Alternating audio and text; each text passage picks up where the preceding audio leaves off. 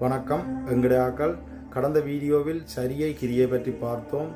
சரியை என்பது புற வழிபாடு, கிரியை என்பது புற வழிபாடு என்று பார்த்தோம். இன்று நாம் யோகம் பற்றி பார்க்கவிருக்கிறோம். இது சற்று விரிவாக பார்க்க வேண்டிய ஒரு விடயம். யோகம் என்பது அஷ்டாங்க யோகம் என 8 பிரதான பிரிவுகளாக வகுக்கப்பட்டுள்ளன.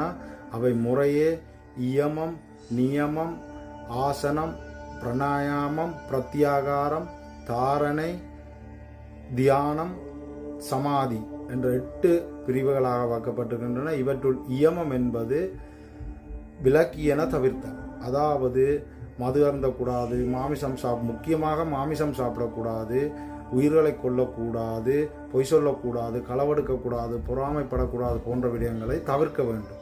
இதில் நியமம் என்பது விதித்தன செய்தல், உண்மை பேச வேண்டும், நேர்மையாக இருக்க வேண்டும், அறம் செய்ய வேண்டும், இறைவனை வழிபட வேண்டும், இவ்வாறான விடயங்களை செய்ய வேண்டும். மூன்றாவதாக ஆசனம்.